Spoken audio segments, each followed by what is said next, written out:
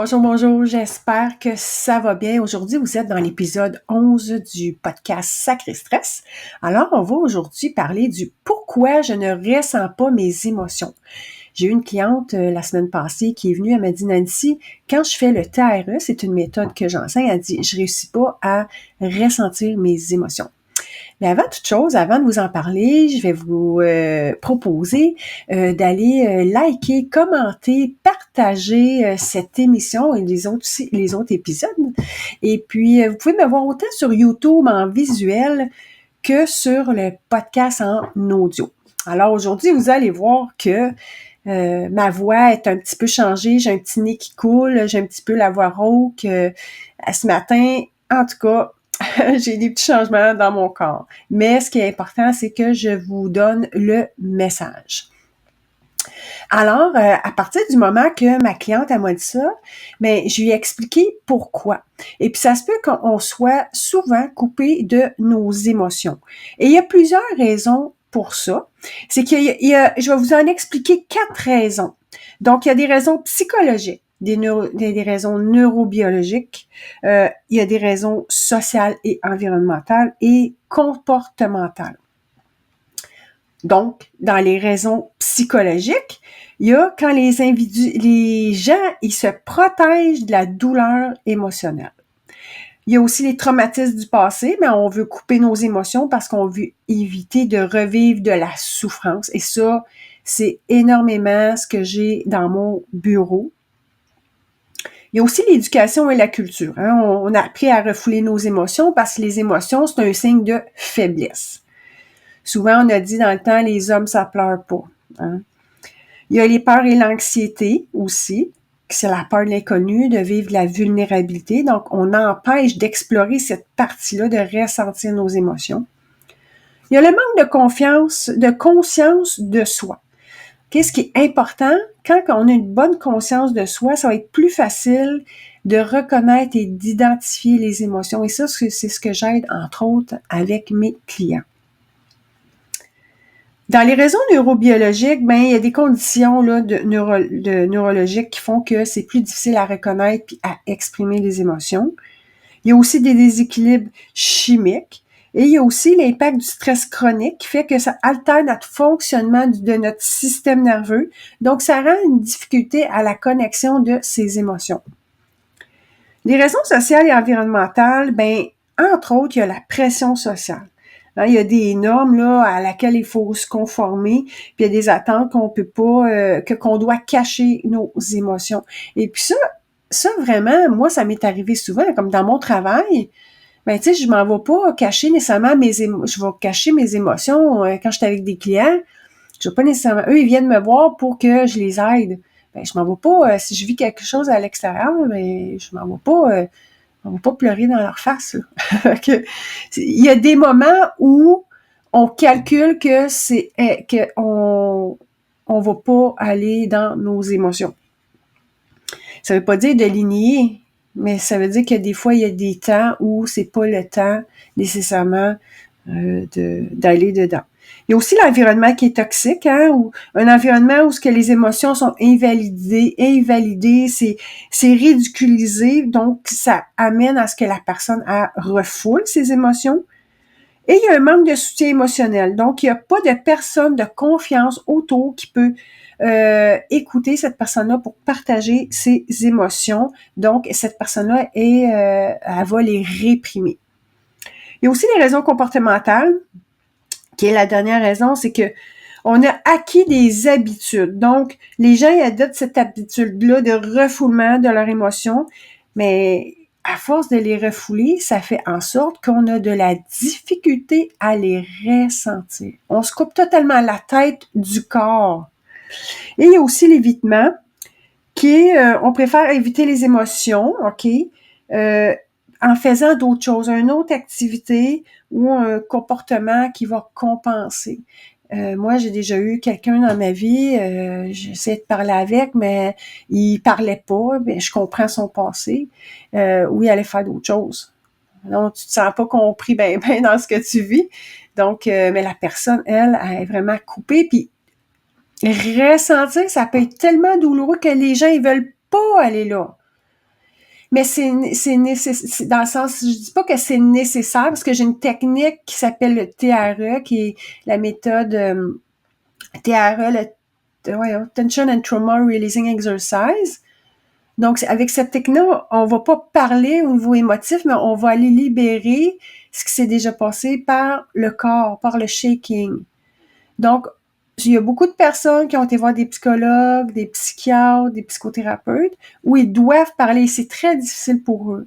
À ce moment-là, je propose la méthode TRE et ça va aider vraiment à ce qu'il y ait une reconnexion entre la tête et le corps. Donc, ça amène vraiment comme conséquence que ça crée un détachement émotionnel. Donc, quand on est dans des relations, ben, tu sais, si on n'est pas capable de parler, c'est plus difficile à connecter, à créer du lien. Puis ça peut aussi faire en sorte qu'on peut avoir un problème de santé mentale, des dépressions, des chocs post-traumatiques et de l'anxiété parce qu'on fait juste les réprimer. Et aussi, ça a un bien-être au niveau physique. Et moi, ça fait 28 ans que je travaille au niveau physique en étant masso-kinésithérapeute. Et je vous le dis que ça peut amener des douleurs chroniques, des troubles digestifs, puis d'autres problèmes de santé. Donc, vous voyez la liste que je vous ai donnée, c'est pas rien. Ça a vraiment un impact au niveau de la santé à plusieurs niveaux. Donc, qu'est-ce que je lui ai dit à ma cliente qui est arrivée puis qui m'a dit ça? Ben, l'affaire, c'est que elle a vécu tellement de choses dans sa vie, vraiment dans une famille très toxique, elle a appris à se couper de ses émotions, puis que de parler, c'était dangereux, c'était menaçant. Donc, elle, dans son corps, son cerveau, s'est dit, ben, vaut mieux que je parle pas, parce que sinon, c'est pas très bénéfique. OK? Donc, elle s'est protégée. Par contre, lui, le corps, lui, il n'oublie jamais. Tout ce qu'on a vécu, tous les stress, tout ce qui a été mémorisé, c'est mémorisé dans les fascias. C'est un tissu du corps qu'on appelle le fascia. Et puis, c'est comme la petite peau blanche du poulet qu'il y a en dessous de la peau et alentour des organes, des nerfs, des veines. Donc, c'est un tissu. Mais celui-là, c'est un tissu qui est hyper important. On peut le travailler en individuel par la main, qu'on appelle le myofacial, tout ce qui est technique faciale. Sauf que cette technique-là, la méthode TRE, c'est un relâchement des fascias dans sa globalité. Donc, à mesure qu'on va shaker, OK, moi j'aide le corps à aller shaker, ben là, ça fait en sorte que si le fascia se relâche, ben pour le cerveau, ça veut dire que il y a moins de danger. Parce que le fascia, quand il est tendu, ça veut dire pour le cerveau qu'il y a un danger ou il y a une menace. Donc, à force de libérer le fascia de ses tensions, les mémoires se relâchent. Et puis après, ça fait que quand on se sent en sécurité, c'est plus facile de reconnecter avec les gens, de parler, d'être dans la bienveillance, dans la sécurité, dans la confiance. OK? Donc, parce que l'affaire, c'est que quand on est coupé de son corps, c'est qu'on se fait aussi des scénarios, on se fait des histoires dans notre tête. Fait que ça aide pas à... ce que ça fait, c'est qu'on spinne dans nos émotions, mais encore là, il y a des gens qui ressentent pas leurs émotions, mais ils savent même pas c'est quoi l'émotion. Ils sont pas capables de mettre un mot dessus. Donc, ce que je fais dans ce temps-là, c'est que je propose d'aller sur le net, d'aller chercher la liste des émotions. Puis il y a des listes des émotions qu'on retrouve même pour les enfants avec des images. Donc ça aide à aller se dire, OK, ben là, je ressens de la colère, là, je ressens de la joie, là, je ressens de l'impuissance, là, je ressens de la tristesse. OK? Donc vraiment, un des premiers pas pour aller ressentir, c'est de reconnaître qu'on peut en vivre. Parce qu'il y a des gens qui veulent pas du tout reconnaître qu'on vit des émotions, sauf que par contre, on est un être d'émotion. Et là, ce que les gens ils vont faire, c'est que là, excusez-moi, ils vont enterrer leur ressenti. Là, moi, j'explique, c'est que c'est comme une poubelle. Quand tu mets des déchets dans une poubelle, tu fermes le couvercle. Mais là, que tu viennes une journée après, 15 jours, 30 30 jours, 2 mois, 6 mois après, tu vas relever le couvert, le sac de déchets, il va toujours être là. Donc, même si tu veux le nier, tu veux rejeter que tu vis des émotions, c'est toujours là. Et une fois on reconnaît qu'on en vit, une fois qu'on les accueille, même reconnaître et accueillir, ça fait déjà en sorte que la personne, il y a moins de poids sur ses épaules, il y a moins de stress. C'est fou, c'est capoté. Quand on reconnaît, c'est comme si, tu sais, admettons que tu as ton parent qui est devant toi puis il dit, ben là, t'es pas ma fille. Qu'est-ce que ça fait à l'intérieur de toi? T'es pas ma fille, t'es pas mon gars. T'es tout croche, là. Tu dis, voyons, je suis là, papa, maman, là. Sauf que, s'ils reconnaissent, oui, c'est mon enfant, comment tu te sens à l'intérieur de toi? Tu te sens bien, tu te sens reconnu. Il n'y a pas de stress, là. C'est la même chose avec nos émotions. Donc, il faut les reconnaître. Donc, c'est un processus. On s'entend que si vraiment, il y a vraiment une déconnexion avec les émotions, le corps et la tête, ben c'est sûr que ça prend un processus. Moi, j'aide justement ces gens-là à pouvoir reconnecter. Puis si on sent pas les émotions, mais c'est d'accueillir aussi. Parce que si on a un stress à pas les accueillir, ben là, ça stresse encore. Donc, c'est d'accueillir dans les deux cas. Donc, comme je vous disais, vous prenez une liste. Vous pouvez aller la chercher sur le net. Et puis, quand vous les regardez, ce que vous pouvez faire, c'est que vous pouvez prendre un événement, mettons, quand vous prenez votre enfant dans vos bras, quand vous pensez à un de vos parents, quand vous pensez à un de vos amis. Là, essayez de ressentir et voir quelle est l'émotion qui est liée à cet événement-là. Parce que juste ressentir une émotion comme ça, c'est difficile, mais pensez à un événement. Et là, souvent, ce que moi, je vois dans mon bureau, c'est ils disent, oui, je me sens bien. Ah non, il y a quelque chose qui se passe, je suis pas bien. OK, mais c'est quoi le pas bien? C'est quoi le je me sens bien? Où est-ce que tu te sens bien? Donc, ceux qui ont de la difficulté, je les ramène à, OK, tu te sens bien où? Dans ton ventre, dans ton thorax, dans ta gorge? Dans mon ventre. OK. Donc, l'important, c'est d'aller ressentir. C'est pas juste de dire le mot, parce que si on fait juste dire le mot, on est juste dans notre tête. Mais en premier, pour ceux qui ont vraiment une dissociation, l'important, c'est au moins de reconnaître le mot. Et par la suite, graduellement, aller dans le ressenti, où notre corps, lui, il va vraiment sentir les vraies affaires à un moment donné. Donc, ce que je trouve vraiment génial avec tout ce que j'ai dit, avec toutes les raisons, c'est que avec la méthode TRE que je propose, dans la méthode TRE, souvent ce que je vois, c'est les gens qui ont été abusés, violentés, agressés, ou qui ont vécu des stress chroniques, qui ont vécu des deuils, qui sont pas capables de laisser aller. J'ai aussi des anciens combattants quand même, les combattants qui ont été à la guerre ou donc qui ont vécu beaucoup de choses. Mais souvent, les émotions sont plus difficiles à se libérer. Et ce, pour même moi qui a vécu beaucoup de situations qui étaient quand même assez toxiques. Moi, je parlais de mes émotions, mais je me rendais pas compte à quel point que au départ, c'était plus superficiel. Puis oui, je vis de la tristesse, tu sais. Oui, moi, je n'étais pas en colère, là, tu sais. Je pouvais vivre de la colère, mais je voulais pas voir que je pouvais vivre de la colère. Pour moi, c'était pas bien. C'était pas correct. J'avais appris que dans les faits et les gestes, que c'était pas correct. Mais dans les faits, j'en vivais.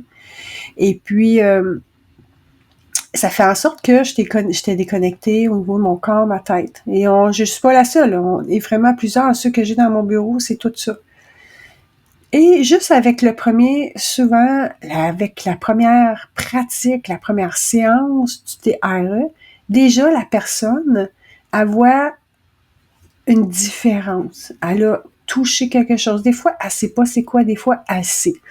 Parce que Et comme c'était mon cas, j'ai été voir des psychologues, écoute, j'ai fait des retraites, des groupes, des individuels. Je savais tous mes problèmes, mais j'arrivais pas à enlever le mal-être, le problème que j'avais à l'intérieur de moi, mon ressenti de mal-être, j'arrivais pas à l'éliminer.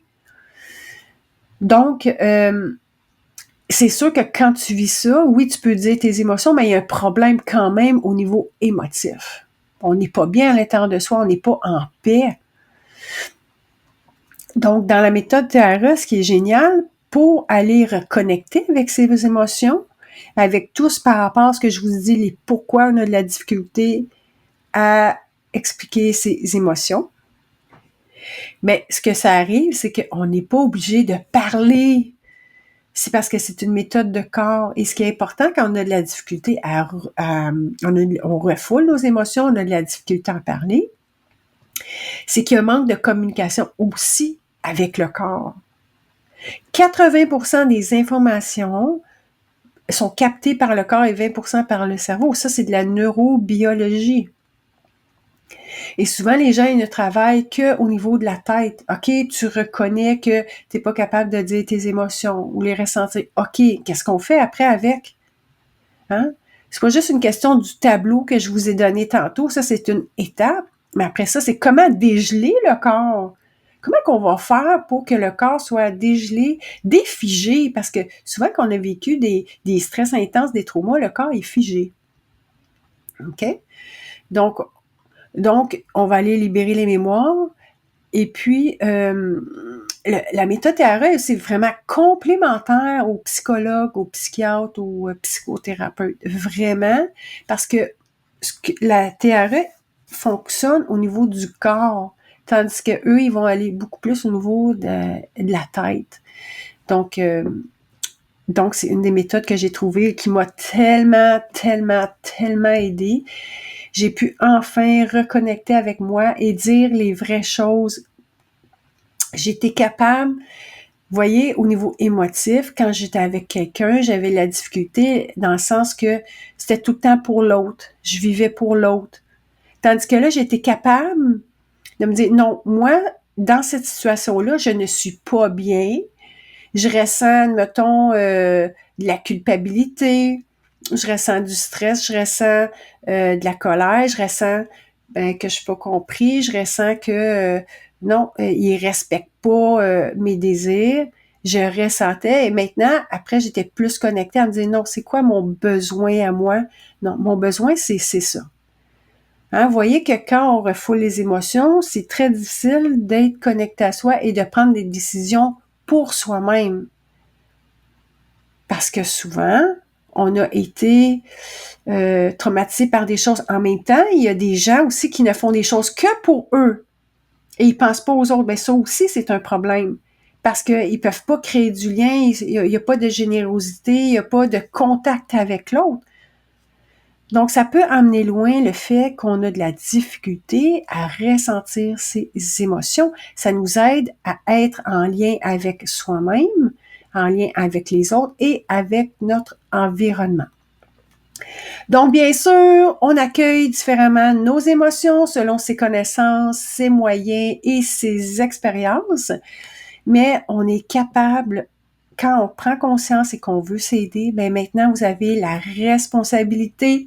Hein, on parle de responsabilité ici, que si vous voulez changer, que vous voulez améliorer votre relation à vous et aux autres et être capable de ressentir vos émotions, il y a des choses qu'on peut faire.